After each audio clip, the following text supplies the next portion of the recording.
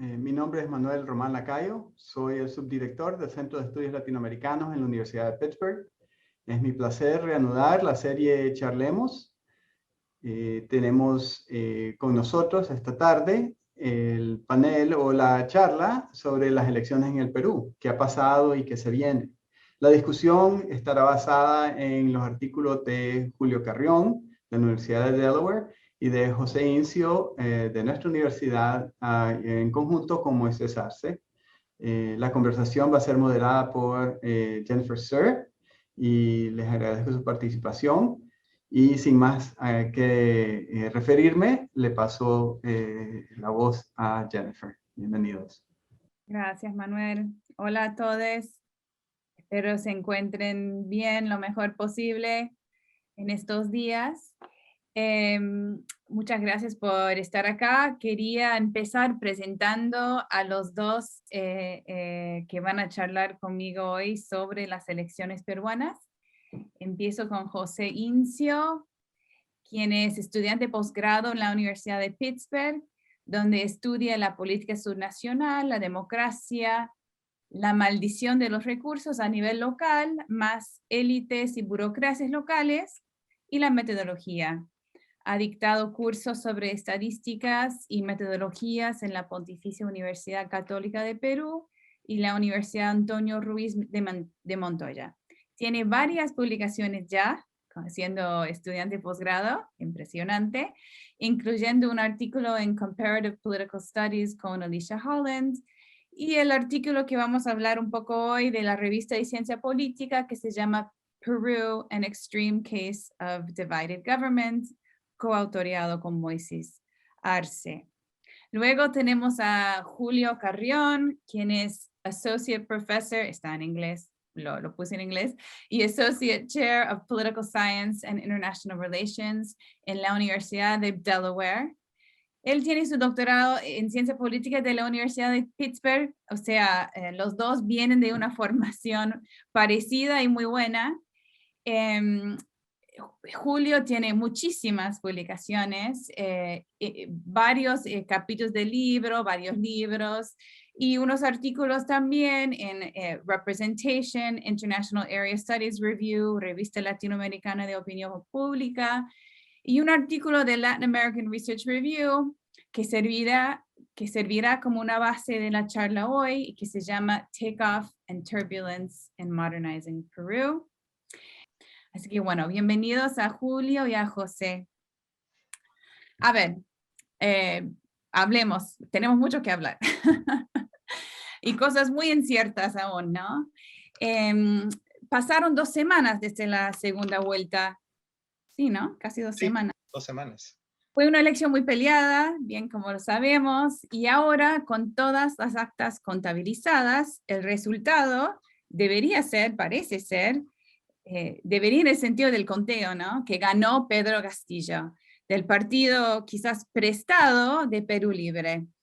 Aunque Keiko Fujimori, la que salió segunda, está protestando y criticando el proceso de votación, reclamando que hubo fraude, con ganas de poner en duda el resultado. Bueno, antes de ir hablando de hablar de las protestas de Keiko y su partido, quería primero pedirles su primera reacción a la elección. ¿Cómo la han visto? ¿Qué es lo que en 2 minutos puedes decir de esa elección? Empecemos, bueno, 3, los minutos que necesiten. Empecemos con José. Muchísimas gracias por la invitación, un placer estar con ustedes.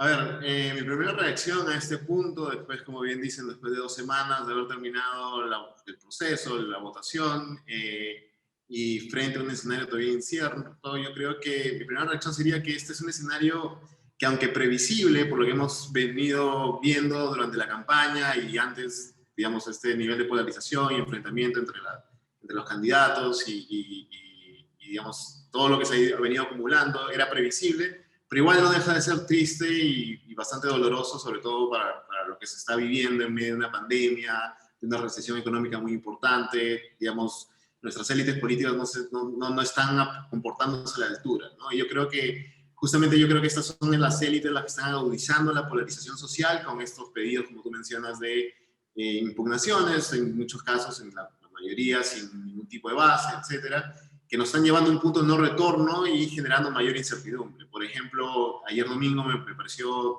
súper fuerte que en muchos de los canales de señal abierta, ex políticos ya están hablando de planes B. Y en un país donde las Fuerzas Armadas tienen que sacar comunicados para decir que respetamos el orden democrático, eso no es una buena señal en un sistema tan democrático, tan débil como el que tenemos, ¿no? Entonces, lo último que quiero decir es que, ahora bien, para el análisis queda que este proceso de degradación política que estamos viviendo ahora no es algo que nace en esta elección, ¿no? Yo creo que es algo que se ha venido cocinando desde hace mucho y creo que se debe principalmente a que hay una desconexión muy fuerte entre la ciudadanía, entre los electores y los partidos y los canales formales de participación. Entonces cada vez se ha ido desgastando mucho más esto. Entonces, de elección tras elección vemos resultados pegados, muy cortos y siempre, digamos, esta polarización que va en aumento, lo cual, como menciono, no da buenas luces ante un sistema tan débil, digamos, político y democrático como el que tenemos, ¿no? Bueno, gracias, José. Julio.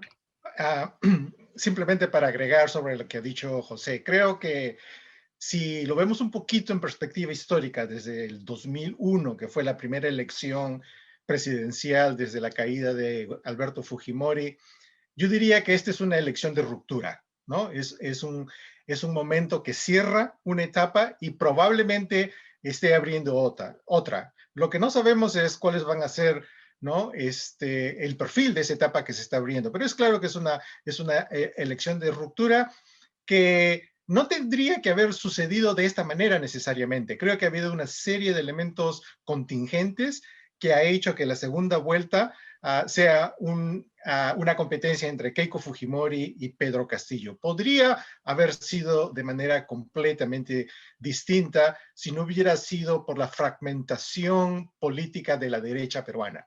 Creo que el hecho de tener 3 candidatos viables y con un cierto apoyo electoral, Keiko Fujimori, López Aliaga y Hernando de Soto, creó un escenario en el cual alguien como Keiko Fujimori y Pedro Castillo resulten los 2 candidatos en la segunda vuelta. Podría haber sido Hernando de Soto y Pedro Castillo. Yo creo que de una u otra manera, como que Pedro Castillo iba a terminar ahí, pero dado que simplemente tuvo 11 o 2, bueno, en términos de votos válidos, 18, 19% de votación en la primera vuelta, no estaba garantizado que haya sido una persona que de todas maneras iba a estar en la competencia de la segunda vuelta. Es una elección además que marca, creo yo, un regreso, entre otras cosas, marca un regreso al clivaje de los años 80, el clivaje izquierda-derecha, algo que se había perdido en los últimos 20 años, donde el clivaje central era pro-Fujimori, anti-Fujimori. Creo que aunque haya habido un Keiko Fujimori en la elección, también hubo sobre ese clivaje, ha habido este clivaje derecha-izquierda, que es un regreso en las elecciones peruanas, algo que yo había anunciado de manera un poco, como que no estaba completamente seguro en noviembre del año pasado, pero como se fue avanzando la campaña, fue claro, ¿no?, que la división derecha-izquierda empezó a jugar un papel importante. Creo que el tercer cambio significativo es el surgimiento de la derecha radical en el Perú, ¿no? Es decir, siempre ha habido obviamente un grupo conservador, una derecha conservadora, pero una derecha radical abiertamente racista, abiertamente anticlasista, abiertamente anticomunista y abiertamente antidemocrática.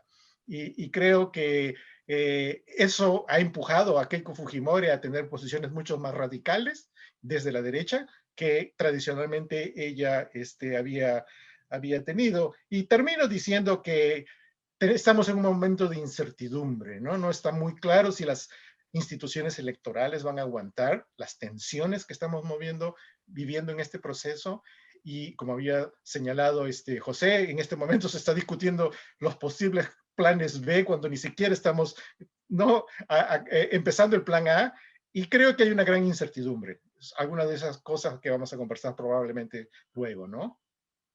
O quizás ahora mismo. O quizás ahora mismo. No, porque la verdad, o sea, cuando habíamos hablado de estas preguntas durante la última semana, venía esta duda y luego preocupación, y ahora la amenaza, para muchos es una amenaza el hecho de que Keiko Fujimori cuestione los resultados, ¿no? Que esté cuestionando los resultados, poniendo en duda la validez de varias actas, cuando hay otros y muchísimos otros. José, vos en Twitter has estado muy activo en estos días hablando de los cálculos, ¿no? Para contabilizar las actas, que hay muchos que insisten en que parece que no ha habido fraude a pesar de que Keiko insiste, ¿no? El Keiko Fujimori insiste. Entonces hay una gran preocupación de que el proceso electoral en sí se haya politizado, cosa que puede poner en duda la democracia peruana, ¿no? Y yo sé que estamos en un momento muy incierto, pero me gustaría preguntarles entre planes A y B, ¿qué es lo que se viene ahora? ¿Cuáles son los próximos pasos? Primero para decidir y quizás legitimar, si puedo decirlo, las elecciones, y si está en duda o en peligro la democracia, ¿cuáles serían las señales de que deberíamos realmente estar preocupados? Sí, a ver, yo te diría que esta narrativa de fraude que ha empezado desde la esquina de Fuerza Popular con respecto al proceso electoral, obviamente hace mucho daño, ¿no? Pero yo creo que lo que se viene ahora es tratar de aplazar lo más posible la proclamación de los resultados. Y cuando tú aplazas, digamos, alargas mucho eso, el aura de fraude, incertidumbre, por qué se demoran, etcétera, va creando justamente, va calando en la sociedad estas dudas y digamos, al final te da una narrativa no de perdedora, sino de que justamente tienes la legitimidad para irte contra un gobierno, digamos, electo legítimamente, ¿no? Si vemos en este momento, en realidad Keiko Fujimori no tiene medios legítimos para voltear la elección. Es decir, por ejemplo, a este momento hay una distancia de 49.000 votos. Las actas que están impugnadas o que están por definir, y si las declaran impugnadas todas estas, la distancia no le alcanza. O sea, es decir, con lo que hay ahorita, Pedro Castillo ya ganó las elecciones, ¿no? Entonces, el resultado ya está dicho, pero a mí me preocupa lo que se viene después de eso, ¿no? El 28 de julio, después de que Pedro Castillo suma, lo que se viene es muy complicado. Yo creo que lo que nos ha enseñado Perú en los últimos años es que nuestras élites o nuestros políticos no ahorran ninguna herramienta o arma en sus disputas políticas, y entonces vamos a ver que cualquier medida extrema puede ser utilizada, ¿no? Entonces es posible que en el Congreso el Fujimorismo busque armar bloque para, por ejemplo, vacar a Pedro Castillo, y que Pedro Castillo, digamos, esto ya viene al campo del Ejecutivo, y empezamos en digamos, una voraine de confrontación política que pareciera un loop que nos llevaría al 2019 de nuevo, cuando cerraron el Congreso, vacaron al presidente, etc. Entonces, esa estabilidad no le hace bien a nadie, obviamente, pero ese escenario y además ese escenario de polarización, con debilidad institucional y descrédito de las élites, es un campo súper fértil para un autoritarismo populista que digamos, de lo que vemos por todos lados en América Latina, ¿no? Ya sea un Bukele, un Ortega, es decir, todo este proceso de degradación, de confrontación que se puede venir después del 28 de julio, pues puede llevar justamente a este punto de nuevo retorno, ¿no? Ahora bien, hay un escenario menos dañino, un poco más positivo, ¿no? Que es el que los grupos de poder y la ciudadanía que votó por Keiko Fujimori porque tenía miedo de Castillo, pues deje sola a Keiko y se reduzca un poco su amenaza, por decirlo así, o su ímpetu, y digamos, simplemente en la bancada de oposición, lo que le quitaría fuerza y capacidad, ¿no? Pero digamos, honestamente no hay vistos de que esto sea así. Honestamente pareciera que se está generando esta narrativa dándole un poco de espacio para que después del 28 de julio la confrontación llegue a un punto bastante álgido. Y yo lo que creo que Keiko no está evaluando es cuál va a ser el costo de esto para ella en el futuro, ¿no? Es decir, lo que hemos visto ahora, y vamos a conversarlo después, pero me imagino que podría ayudar, es que Keiko Fujimori en esta elección cargaba una mochila del antifujimorismo que era muy grande, ¿no? Pero no era solamente el antifujimorismo contra Alberto Fujimori, sino era el antifujimorismo que ella misma se ganó, o sea, contra Keiko, por lo que hizo su bancada en el 2016, lo cual ella fue directamente responsable. Entonces, lo que está haciendo ella ahora con esta elección sigue mermando o va a ser mucho más pesada esa mochila en la siguiente elección que se presente o en la siguiente elección que se presente su partido. Entonces yo creo que los cálculos que están haciendo nuestras élites son bastante cortoplacistas y eso no es, digamos, no es bueno, ¿no?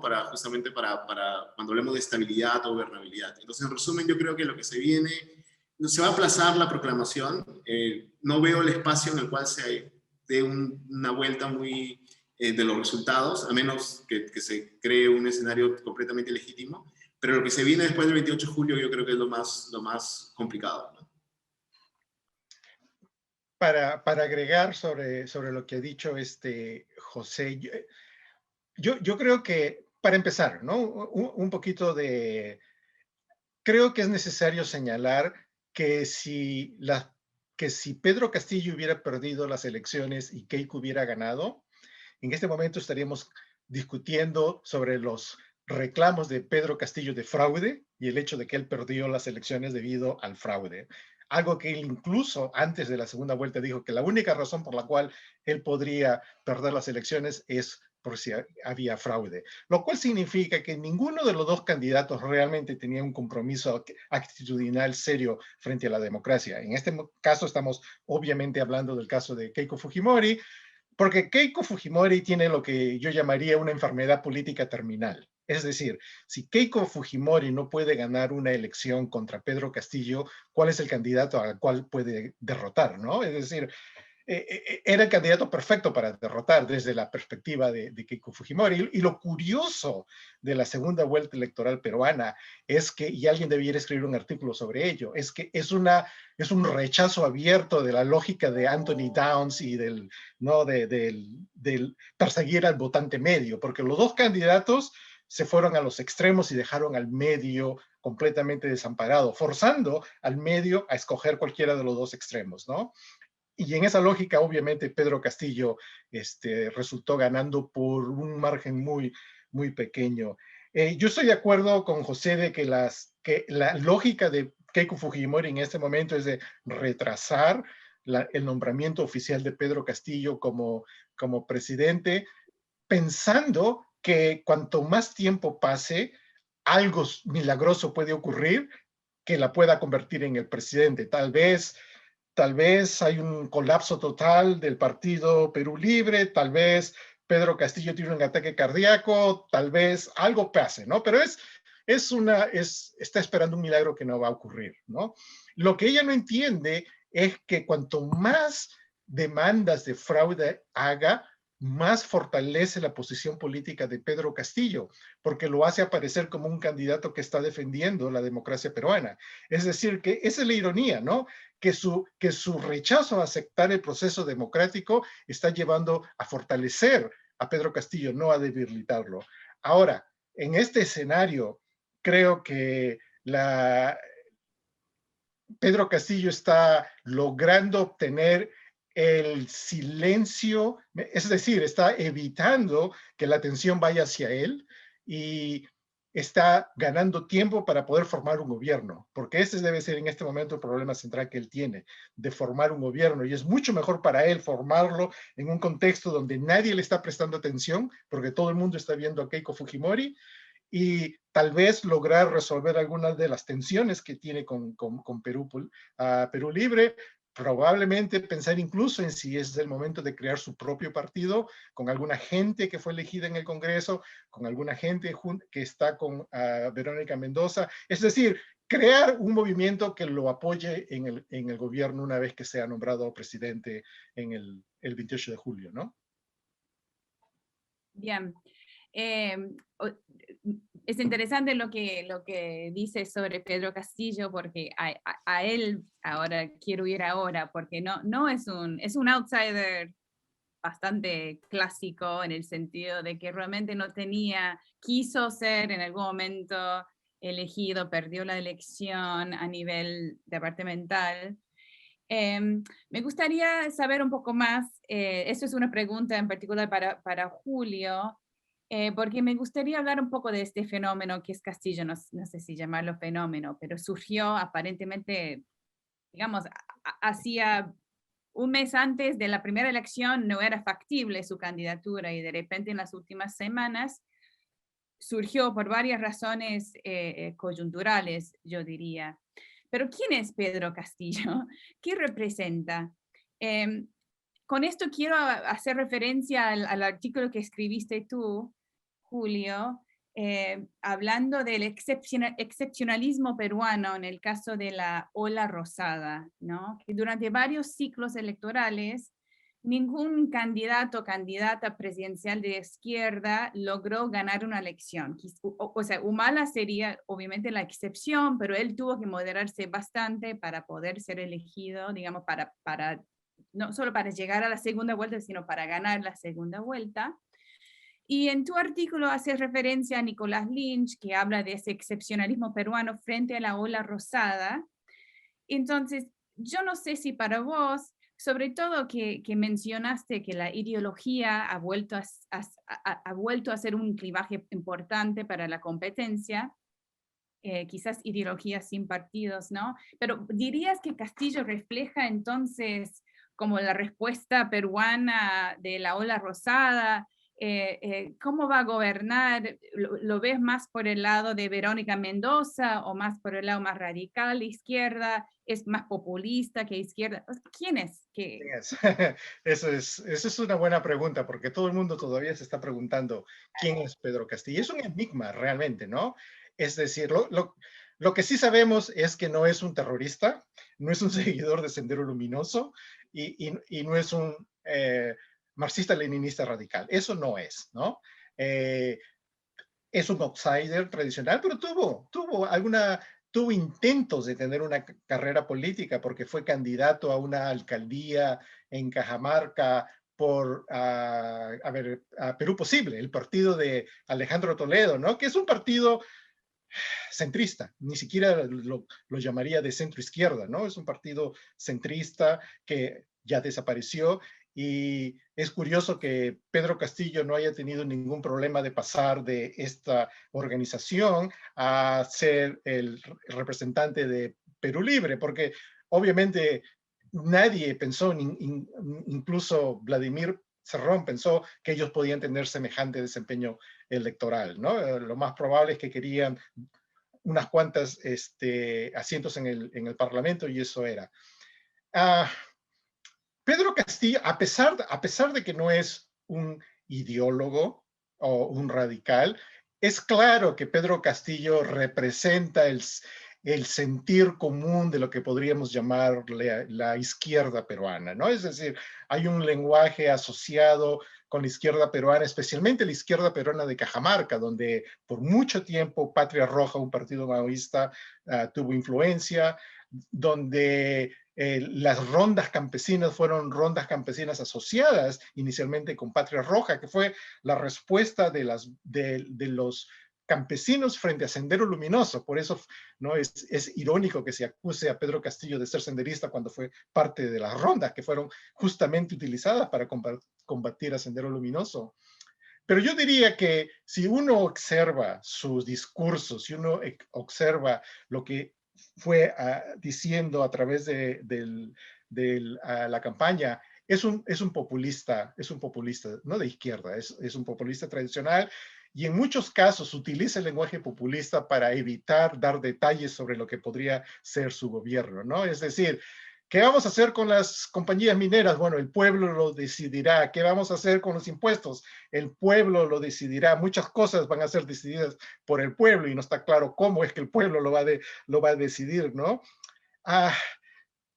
Creo que es una olita rosada. No es una ola en el sentido tradicional, porque apenas ha logrado el 50% de los votos, ¿no? Es decir, él tiene 8.9 millones de votos contra Keiko Fujimori, que tiene 8.7 millones de votos. Es decir, está prácticamente dividido en medio y a pesar de que obviamente su candidatura movilizó y generó un tipo de discurso izquierdista. La gente no ha votado por él fundamentalmente porque es de izquierda, ¿no? Él ha votado por él por una serie de razones, y creo que eso es importante. Hay una serie de razones que a veces no coinciden en sí mismas, ¿no? Es decir, varios votaron por él porque no querían votar por Keiko Fujimori, es decir, los remanentes del antifujimorismo. No les quedaba otra alternativa que votar por Pedro Fujimori, por Pedro Castillo, especialmente cuando en las últimas 2 semanas era claro de que Keiko había ganado posición en las encuestas. Entonces, la única manera de evitar que Keiko fuera elegida presidente era votar por Pedro Castillo, ¿no?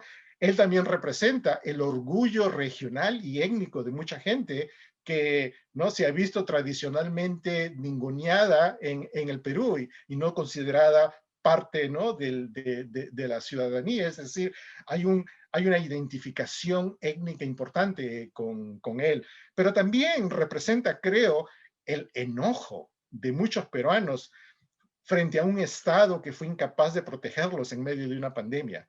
Y creo que, ¿no?, la mortalidad generada por esta incapacidad estatal llevó a muchos votantes a decir, bueno, necesitamos cambiar, necesitamos tener un Estado que no solamente esté presente, sino que funcione. Y creo que todos esos factores son partes explicativas, ¿no?, de por qué la gente votó por Pedro Castillo.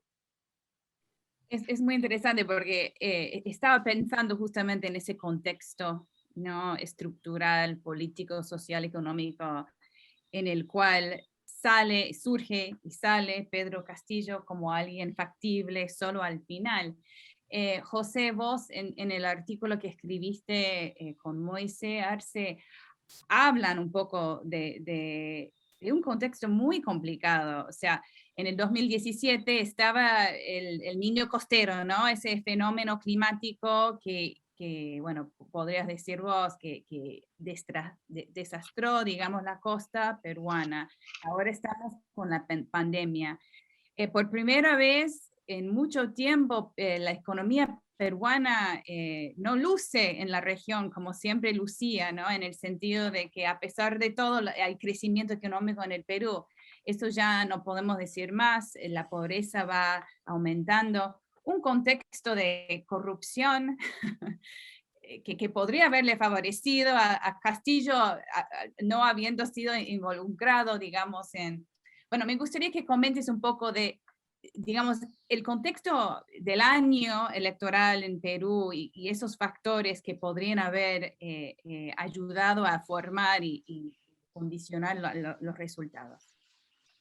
Sí, claro. Mira, justo cuando escribimos ese artículo pasaba lo del niño costero, como tú bien dices, y después del niño costero vino la epidemia del dengue. O sea, en Perú siempre hemos tenido experiencias como esa que, digamos, dejan muy claro la debilidad estatal, digamos, los problemas de asistencia en salud. O sea, nuestra precariedad institucional siempre estaba allí latente, sino que aparecía en una crisis aquí, en una crisis allá, etcétera. Pero lo que es diferente con la pandemia fue que algo que afectó a todos. Entonces, afectó a todos por igual, por decirlo así, en un inicio en que todos pudimos haber sido expuestos a esto, digamos, estamos expuestos a esta pandemia. Entonces, ahí es donde yo creo que la clase media, media alta, acomodada, la privilegiada, recién como que se da cuenta digamos, la precariedad estatal en el sentido, porque antes no le importaba, porque, digamos, tenías la clínica privada, tenías otras formas de suplir esa precariedad estatal. Entonces, en este contexto es que yo creo que la pandemia es diferente a todas las otras crisis que hemos tenido, digamos, del terremoto del 2007, etcétera, cosas en las cuales el Estado no ha podido responder bien, pero eran crisis focalizadas. En este caso, la pandemia fue generalizada, también un poco develó que por más crecimiento y por más de haber sido la estrella en América Latina por mucho tiempo en crecimiento económico, enfrentamos la crisis mucho menos preparados que otros países. Teníamos 100 camas UCI al inicio de la pandemia, teníamos un montón de ahorros fiscales, pero no teníamos capacidad de entregarlos en bonos. O sea, se plantearon los bonos, pero no sabíamos cómo entregarlos, no se podía entregar.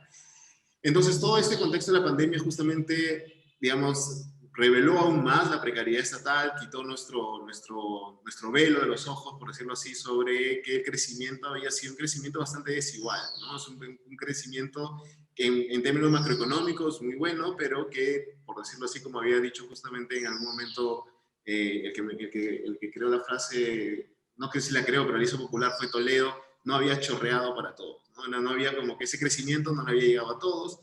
Entonces yo creo que lo que ha pasado aquí es que además de eso, es todo digamos, esta debilidad de los sistemas de salud, del Estado, que no, digamos, no hay forma de poder hacerle frente a la pandemia con lo que tenemos, también era en parte a la corrupción de los políticos, a la misma clase política de siempre que estaba en el poder, etc. Entonces, digamos, todo ese escenario llamaba justamente a este voto que, como bien dice Julio, estaba como buscando a alguien que represente un cambio, algo distinto, ¿no?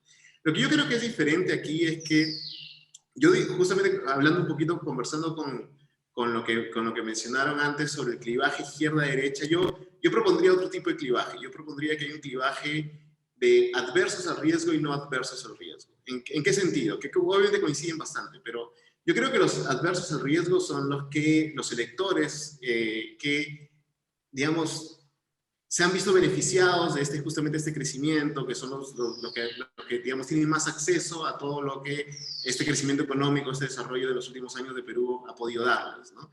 Los que no son adversos al riesgo son los que siempre han sido desplazados, los que no han podido, digamos, beneficiarse de esto, ¿no? Entonces, la pandemia lo que ha hecho es hacer ese bolsón de los no adversos al riesgo mucho más grande, porque por más que las clases medias emergentes hayan podido tener algún tipo de prosperidad, en pocos meses han visto todos sus negocios quebrar, las clínicas han cobrado lo que querían, entonces, digamos, ha aumentado ese bolsón electoral que genera digamos, esta queja, este reclamo al sistema o cómo están las cosas, tanto económica como políticamente, ¿no? Entonces yo creo que en ese espacio es donde la sintonización de Castillo con estos sectores ha sido interesante. Pero como bien dice Julio, hay que poner, digamos, de los paños fríos ahí, porque por un lado, Pedro Castillo pasó a la primera vuelta con el 15% de los votos emitidos, 18% de los votos válidos, porque teníamos un ambiente súper fragmentado. O sea, la derecha estaba fragmentada en 3 o 4 candidatos, y digamos, este bolsón de los electores que no son adversos al riesgo, los que estaban buscando un cambio, los que querían alguien nuevo, una cara nueva en la política, etcétera, fue bastante volátil. O sea, si vemos las encuestas, vemos que Castillo aparece al final después de haber intentado quizás subir Lescano por un momento.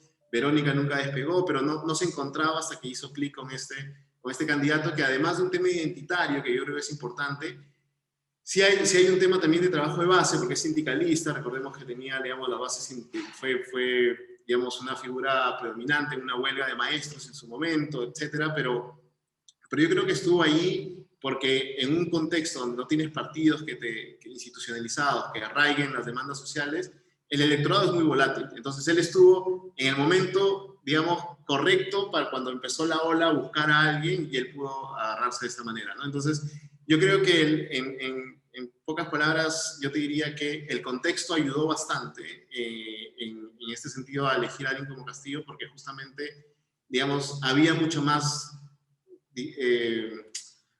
digamos, había crecido mucho más el reclamo y ese bolsón electoral que buscaba algo diferente, que vio que lo que le habían vendido por 30 años en realidad no era tanto así, ese desarrollo no era tanto así, que estaba en unas bases muy endebles, y que el crecimiento no le había llegado a todos, ¿no? Entonces yo creo que ese fue un poco el escenario, el contexto en el cual se da esta elección. Bien, interesante. Pensando en ese clivaje de grupos adversos al miedo-riesgo y grupos no adversos al miedo-riesgo, me parece que otra manera de interpretar eso fue el discurso anti que adoptó, aguántenme esto, cada candidato, ¿no? O sea, se me ocurre que Pedro Castillo claramente quería apelar al voto antifujimorista, ¿no? Al voto quizás anticorrupción, al voto anti-status quo, ¿no? Y en eso a esos grupos que buscan cambio, lo que fuera el cambio, ¿no? Y que por otro lado, el Keiko, me parece, apelaba al voto anticomunista y por ahí también anti-indio. Y por eso vemos que me llamó la atención, Julio, que hablaste de esto, que contra Downs fue una campaña más hacia los extremos, ¿no? Porque apelaban a grupos tratando de provocar miedo, inclusive. No sé si estarás de acuerdo con esto, con esta interpretación, Julio, y hasta qué punto tuvo impacto ese discurso o identidad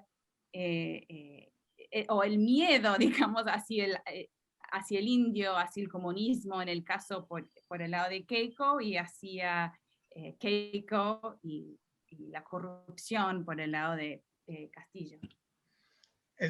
A ver si logramos desempacar, ¿no? Las preguntas que tienes. Hay una ironía interesante en lo que tú mencionas, porque Keiko Fujimori, su padre, ganó la elección por primera vez en 1990 representando al otro, ¿no? Es decir, siendo candidato contra el establishment blanco, ¿no? El establishment europeo, ¿no? Él era el representante del pueblo y su famosa frase en la segunda vuelta, ¿no? Un peruano como tú, ¿no?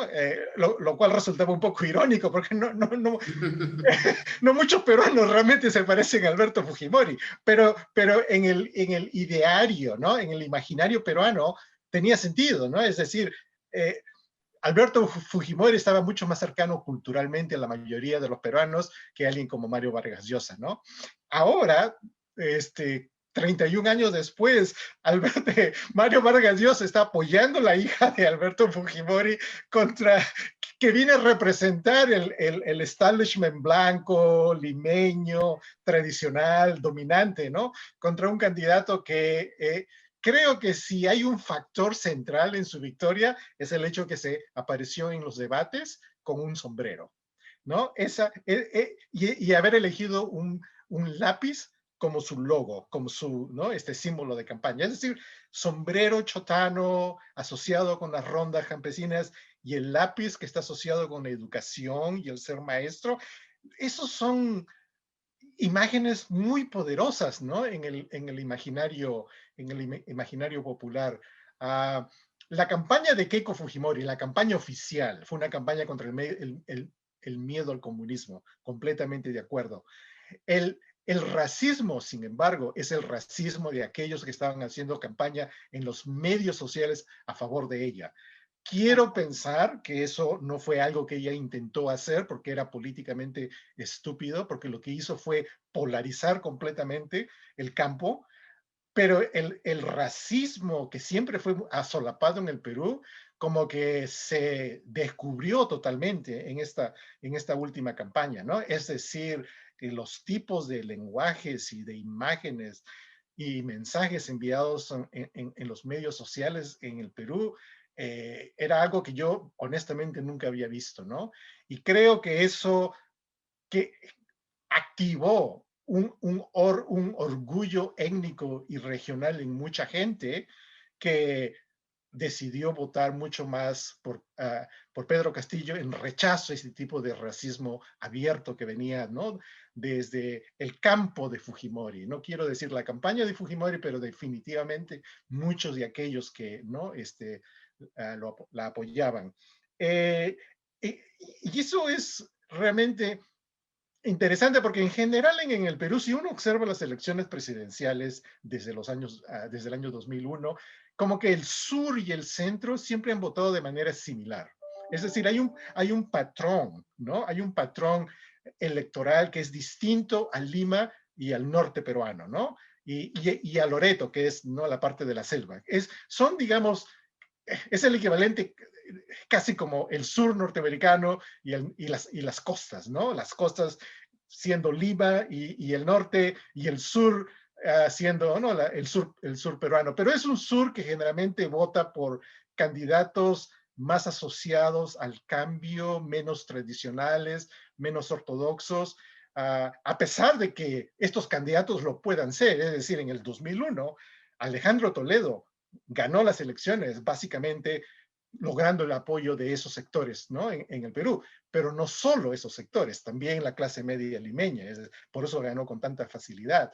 En el año 2006 fueron los votantes que masivamente apoyaron a Ollanta Humala, pero no fueron suficientes porque, ¿no? Alan García tuvo mayores votos en Lima y en el norte y logró revertir la elección, ¿no? Pero hubo ahí el potencial de una victoria de Ollanta Humala en el 2006. En el 2011 apoyaron a Humala y Humala ganó las elecciones.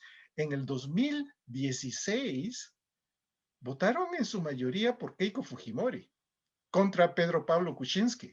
Es decir, esos votantes que en la elección pasada votaron por ella, esta vez lo hicieron por Pedro Castillo. Es decir, entonces como que yo quiero matizar un poco las interpretaciones simplistas, ¿no? De que esta fue una elección entre Lima y el resto del país, ¿no? Hubo algo de eso, pero hubo mucho más que eso, ¿no? Y creo que el racismo abierto de muchos de los que la apoyaban como que generó esta reacción identitaria que menciona José, que creo que es bastante importante, ¿no? Ahí eso, Gustavo Ayala hace una pregunta justamente sobre las regiones. ¿Dirías, Julio, entonces que hay o no hay un clivaje regional en Perú? Parece que... Me respuesta que siempre lo ha habido, siempre lo ha habido, sí. Y depende de cuáles son los candidatos, ¿no? Y a veces fueron los mismos que votaron por Hugo Blanco en 1978, un radical trotskista y por la mayoría de la izquierda marxista en 1978. Y después cambiaron su comportamiento político, sus elecciones políticas, pero siempre ha habido este clivaje relativamente regional, ¿no? Es decir, el hecho de que siempre hemos tenido que tener segundas vueltas electorales en el Perú refleja este clivaje, ¿no? Porque no hay un candidato o un partido que logre arrasar la elección ganando de manera significativa en todas las partes del Perú. Los apoyos siempre se concentran en Lima, en el norte, versus el resto, ¿no? Pero votan en bloque, pero no siempre por el mismo candidato, ni el mismo color, ni el mismo... Así es. Bien. Catherine Conahan hace una pregunta para quien quiera responder sobre la clase empresarial, ¿no? ¿Cómo ha reaccionado esta clase? Si hay diferencias importantes entre ella en cuanto a qué hacer ahora.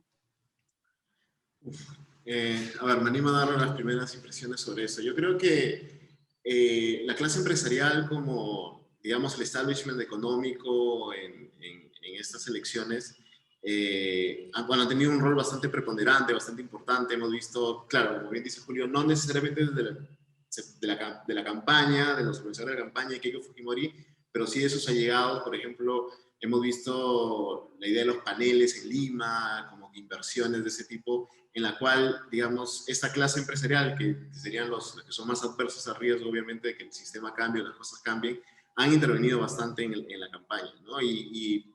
Y el rol de entre ellos, el de la clase que manejan los medios de comunicación. Hemos visto que han tenido un rol bastante lamentable, bastante sesgado en esta campaña, lo cual es muy gracioso, porque como bien dice Julio, si regresamos a los 90, vemos que los medios se habían alineado con Vargas Llosa y sabemos que eso no le funcionó, igual en el 2011, etc. Pero ahora se alinearon con Keiko Fujimori, aun cuando desde el inicio se decía que eso iba a ser mucho más contraproducente, ¿no? Y creo que el costo de esto a largo plazo es bastante alto. Entonces, ¿qué es lo que se viene? Yo creo que el tema va a ser, cuando una vez que ya se forme el gobierno, cuál va a ser el rol de esta clase empresarial y dentro de ella el de la prensa, con la relación entre el Ejecutivo y el Legislativo, ¿no? Yo creo que ahí es donde creo que va a estar, digamos, las formas de presión que puede tener Castillo, un gobierno de Castillo, porque no solamente va a enfrentar unas fricciones con el Congreso que van a darse por la composición, la fragmentación misma del Congreso, sino que también va a tener que hacer frente a la oposición de la propia, por ejemplo, de la prensa o de los grupos empresariales, ¿no? Entonces, lo que no estoy seguro es qué tanto ellos están calculando de qué tan beneficioso puede ser justamente una oposición muy irresponsable a un gobierno bastante débil. O sea, en el sentido de que en su cálculo quizás esperan que haya unas nuevas elecciones y que salga alguien de su conveniencia, pero como hemos visto en el electorado y las reacciones que han habido, si vuelves a hacer unas elecciones mañana, creo que Keiko pierde por más ventaja. O sea, porque parte del electorado que votó por ella por miedo a Castillo está viendo en su comportamiento postelectoral que justamente todo lo que se advertía sobre ella era cierto. Entonces, yo creo que si hay una elección mañana, Keiko pierde por más distancia. Entonces, yo no sé si ellos están, digamos, tomando eso en consideración en el cálculo sobre el rol que van a tener una vez que se forme el gobierno y una vez que empiecen a darse estas confrontaciones entre el Ejecutivo y el Legislativo. Si pudiera agregar un poquito a la pregunta de Kathy Conahan, creo que hay algunos indicios interesantes de algún tipo de acomodamiento de algunos sectores de las clases empresariales con Pedro Castillo. No está muy claro, hay simplemente algunos reportes aquí, algunos reportes allá. Leí en la mañana de que Pedro Franque había tenido reunión con unos 1000 empresarios, diciéndoles básicamente qué era lo que estaban pensando hacer y básicamente ofreciendo calma, ¿no? Es decir, no se asusten, esto no es como Keiko Fujimori dice, ¿no? Un poco irónico que Pedro Franque aparece en estos momentos como el salvador de la clase empresarial peruana, cuando hace 2 meses era el cuco de la clase empresarial, ¿no? Él era el arquitecto de la posible llegada del comunismo al Perú y ahora como que va a salvar al capitalismo peruano. Probablemente les estarían muy contentos si Pedro Castillo nombra a Pedro Franque como su ministro de Economía y Finanzas, o incluso mejor aún el primer ministro, ¿no? Es interesante cómo, pero sectores de la clase empresarial peruana son muy pragmáticos, por no usar el término de Hernando de Soto, ¿no? De Soto, patrimonialistas, es decir, van a tratar de acercarse con Pedro Castillo y lograr tener algún tipo de influencia a través de esa manera. Yo no creo, precisamente porque tienen intereses económicos en el Perú, no es tan fácil simplemente, ¿no?, sacar la plata y mandarse mudar al extranjero. Creo que no creo que estén apostando por el colapso. Yo creo que están apostando por cómo controlamos, cómo, ¿no?, generamos una situación en la cual Pedro Castillo, aunque no es nuestra opción, no va a causar el daño que nosotros inicialmente pensábamos podría cambiar. Y dejemos que los políticos, ¿no?, hagan su daño mientras que nosotros logramos mantener nuestros negocios, ¿no? Me da la impresión, pero es muy temprano aún para, ¿no? Sí. Dos cositas ahí súper rápidas en justo lo que dice Julio, me parece muy importante. Creo que la clase empresarial también está pensando en que puede hacer lo mismo que hizo con Humala en el 2011, ¿no? Es decir, digamos, y que quizás, pero lo que creo aquí es que va a haber es la incertidumbre grande con Castillo con respecto a esto. Y entonces aquí yo creo que lleva justamente a probar estas hipótesis o va a discutir un poco con este artículo que bien en tu artículo lo mencionas, el de Durán y Catre, sobre digamos, el Estado capturado, ¿no? Es decir, ¿cómo va a representar este nuevo gobierno digamos, en esa digamos, sintonía de si está capturado o no, dependiendo a quién nombre, y cuáles van a ser los efectos de esto? Si digamos, va a ser libre, por decirlo así, de estas clases o estos gremios empresariales, pero capturados por otros sectores. Yo creo que ese espacio va a ser bastante interesante. Pero la incertidumbre, si bien es cierto, puede haber un escenario en el cual Castillo sea como Humala en el 2011, yo creo que hay un espacio de incertidumbre mucho mayor con respecto a si van a poder hacer eso, ¿no? De acuerdo. ¿Y cómo impacta eso? Perdona, quedan 2 preguntas acá, pero quiero seguir con esta parte de la charla, porque me parece interesante en este caso que tampoco es muy claro, bueno, no sé, ustedes dirán, ¿cómo van a ser las relaciones entre el Parlamento y el Ejecutivo? Porque el Parlamento en sí está bastante fragmentado, o sea, no hay ninguna mayoría. Perú Libre sí tiene una pluralidad, pero ¿cuántos escaños tiene? 25. 37, creo. 37 creo. 37, bueno. Entonces, tampoco es muy, cuando ganó, bueno, en el pasado el fujimorismo ha podido imponerse desde el Congreso, ¿no? Y en este caso no vemos, digamos, una oposición muy clara todavía, o bueno, capaz que entre una alianza entre varios partidos, pero por ser más fragmentado el Congreso, por ahí no es muy claro, o sea, va a ser más fácil, digamos, tratar de influir directamente en el presidente que buscar, no sé, cuáles son las coaliciones que surjan del Parlamento. No sé, si quieren hablar un poco de esas relaciones entre los dos poderes de gobierno. Sí, ahí quizás pueda conectar un poco con lo que dijo Julio también de esta relación de Castillo con Francle ahorita, lo que significa, ¿no? Porque creo que va a tener efectos no solo en su relación con los gremios empresariales o la ciudadanía para dar tranquilidad, sino que también en el Congreso. ¿En qué sentido? Los 37 congresistas de Perú Libre, 16 son invitados. Hay un grupo que es mucho más cercano a Cerrón y hay un grupo que es como que libre, ¿no? Entonces creo que la primera disyuntiva de Castillo va a ser esa, va a ser la interna, ¿no? De me voy, o sea, me tiro un poco más al centro y llamo a estos técnicos de izquierda que me pueden dar la mano, pero eso me aleja de Cerrón, lo cual me puede costar un poco en el Congreso con digamos, estos congresistas que son más aliados a él. Entonces es una primera disyuntiva que creo que viendo cómo se define nos puede dar luces de cómo va a ser las diferentes relaciones que va a tener el gobierno de Castillo, tanto en el Congreso como fuera de él. Ahora, una vez en el Congreso, yo creo que Fuerza Popular tiene más aliados naturales que Pedro Castillo en el Congreso. Es decir, Fuerza Popular puede armar bloques más grandes y rápidos que Pedro Castillo. O sea, la segunda, tercera y cuarta fuerza son muy cercanos a Fuerza Popular. Sin embargo, es diferente al 2016, donde era tu propio partido. Tu partido manejaba las 73 curules, que era un monolítico así, que podías ir con todo. Esta vez, Fuerza Popular, cualquier cosa que quiera hacer, va a necesitar negociar con las otras bancadas. Y si bien es cierto, son aliados naturales, también da la ventana de oportunidad para que, si Castillo pone a alguien que pueda manejar, hábil políticamente, que pueda manejar relaciones ejecutivas del Congreso, un primer ministro que sea, por decirlo así, como decimos en Lima, bastante canchero, va a poder, digamos, entablar estas relaciones y también entrar a la negociación. Es decir, si bien es cierto, hay bancadas que son más proclives a Fuerza Popular, no quita que esta fragmentación le dé una ventana de oportunidad a Castillo para poder crear algún tipo de alianza o de bloque que le permita gobernar finalmente. Lo que él necesita bloquear es obviamente la vacancia y que aprueben sus ministros para poder tener algo de gobernabilidad. Y allí es donde yo creo que necesita un operador político que a este momento no lo tiene, que justamente pueda hacer ese puente, ¿no? Claro, alguien con más experiencia, supongo, ¿no? Como para poder...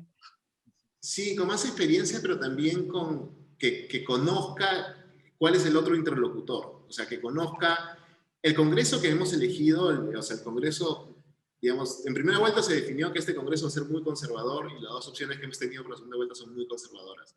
Entonces, en ese aspecto va a tener que, digamos, negociar o traer a alguien que pueda jalar lo suficiente para que pueda cumplir algo de lo que está prometiendo, tener algo de gobernabilidad, pero también que generarle un bloque en el Congreso que le permita hacer esto, ¿no? Y quitarle un poco ese espacio al fujimorismo. Pero en principio el fujimorismo tiene más aliados naturales y podría armar bloques mucho más rápidos que Pedro Castillo. Bien. Quiero juntar las últimas dos preguntas porque de cierta forma están relacionadas en cuanto a los clivajes que ya hablamos. Y le doy la palabra primero a Julio y luego a José si quieren comentar para finalizar, porque ya pasó la hora volando, pero volando. Bueno, la primera pregunta es de Paula Armendáriz Miranda. ¿Cómo se puede entender la elección en Perú en comparación con lo que ha sucedido en Ecuador? En Ecuador, la idea del miedo a una izquierda más radical ganó, mientras que en Perú parece que es al revés. Y luego de Elías Chavarría Mora, volviendo al tema de Downs, me parece que el teorema del votante mediano tiene sentido con una distribución normal en cuanto a las preferencias del electorado, pero no tanto si se da, como en este caso, quizás una polarización fuerte. ¿Tienen conocimiento de opinión pública que sugieran que hubo fuerte polarización, por ejemplo, en cuanto a clivajes, los ya mencionados, izquierda-derecha, resco, no resco, en especial en la población y no tanto solo en las campañas? Ya, yo voy a tratar de responder rápidamente primero la segunda pregunta y si me acuerdo la primera porque honestamente ya me olvidé. La segunda, sobre la opinión pública, eso del clivaje derecha-izquierda. 2 semanas antes de la segunda vuelta, en el equipo de IEP, de Opinión Pública, conversábamos, del cual ¿no? Formó parte, conversábamos sobre cuáles son las variables predictivas, cuáles eran las variables que nos ayudaban a predecir el voto en el Perú. Y en las 2 últimas semanas de la campaña por la segunda vuelta, la variable más importante era la autoidentificación ideológica. Es probable que esto coincide con lo que decía José, pero es claro que la gente que se reclamaba de izquierda era el factor más importante para votar por Pedro Castillo, y la gente que se reclamaba de derecha era, ¿no?, el factor más importante para votar por Keiko Fujimori. Hay evidencia, los datos están disponibles públicamente, uno lo puede hacer. Lo cual una de las cosas más interesantes es que entre la primera vuelta y la segunda vuelta, el porcentaje de gente que se identificaba por la derecha creció de manera muy importante. Es decir, que el centro como que se disolvió, ¿no? Y eso tiene sentido, es decir, es una distribución bimodal con, ¿no?, un montón de gente en la izquierda, un montón de gente en la derecha, y entonces, pero el teorema de Downs dice tú tienes ganada a la gente de la izquierda. Ellos no van a irse al otro extremo. ¿Por qué no te mueves al centro? Porque cuanto más te muevas al centro, tú de todas maneras has ganado a la izquierda, te ganas un poquito más en el centro, ganas la elección. Es decir, el teorema de Downs también funciona en condiciones de distribuciones bimodales de preferencias ideológicas. Ya me olvidé de la primera pregunta, la dejo a José eso, ¿no? Comparación con Ecuador, y si puedes también especular sobre cuáles serían los nombres. Ya dijeron creo que ¿quiénes podrían hacer parte? La diferencia central con Ecuador es que Guillermo Lasso no es Keiko Fujimori. Y Guillermo Lasso en la última campaña presidencial, no esta del 2021, pero el anterior, era el candidato, ¿no?, del Cambio Democrático contra el candidato de Rafael Correa. Y lo que es interesante es el cambio que uno registra en alguien como Guillermo Lasso, que no ha aceptado las resoluciones judiciales sobre el matrimonio igualitario en el Ecuador, empezó a acercarse hacia los movimientos indígenas. Realmente fue además que hubo un muy alto porcentaje de gente que votó en blanco, que era la consigna de los movimientos indígenas más opuestos a ambos candidatos, ¿no? Entonces creo que eso es la diferencia central con el caso peruano. Nadie sabe qué es lo que va a pasar con un gobierno de Pedro Castillo. José, 30 segundos. Sí, sobre lo de Ecuador, sí, de acuerdo. Guillermo Lasso no es Keiko Fujimori, pero solamente quiero dejar una hipótesis ahí corriendo, que es, incluso Keiko Fujimori de ahora no es la Keiko Fujimori del 2016. O sea, yo creo que si la Keiko Fujimori del 2016 postulaba con Castillo en esta elección, ganaba. Lo que pasó entre el 2016 y el 2021 le ha afectado bastante, ha quemado bastante capital político, y eso ha sido el problema, sobre todo la más pesada, la mochila que ha tenido. Con respecto a lo de Downs, de acuerdo, ninguno de los candidatos ha querido tirar al centro. O sea, era una campaña que en un momento decía que ambos querían perder, porque los dos eran como, ni Castillo cedía, que le era tan fácil hacerlo. Digamos, tenía que mandar un par de señales, y Keiko lo que hacía era recordarnos, trayendo a la gente que trabajó con su papá, que era el fujimorismo. Entonces, era como que los dos estaban apelando a que el centro, ya, tú ve cómo decides y punto, ¿no? Entonces, pero también es cierto que lo que ha permitido que estos dos extremos pasen es la extremada fragmentación de la primera vuelta. O sea, veamos que los primeros candidatos no obtenían ni siquiera el 28 o 30% del electorado. Entonces, es algo que te llama también mucho la atención. O sea, este apoyo de la segunda vuelta de Castillo es artificial hasta cierto punto, porque es como, no es un mandato a que cumpla su plan de gobierno de primera vuelta, porque no, o sea, ese fue tu 18% que te ayudó a entrar a la primera vuelta, ¿no? Entonces, yo creo que la fragmentación también apoyó que justamente este bloque de izquierda pueda pasar su candidato a la segunda vuelta de esta manera, ¿no? Y lo último, sobre el gabinete, no, hay mucha especulación. Yo creo que, desde mi opinión, primero Castillo tiene que definir la interna. Si es que se queda con Cerrón y, digamos, con el núcleo duro de Perú Libre, va a ser un gabinete muy distinto a que si se abre con el grupo de tecnócratas de izquierda, digamos, que es Frank y otros, que es más de Verónica Mendoza.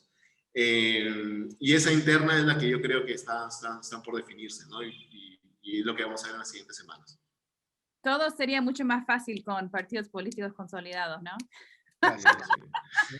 Siempre terminamos con eso, ¿no? En el caso peruano, lamentablemente.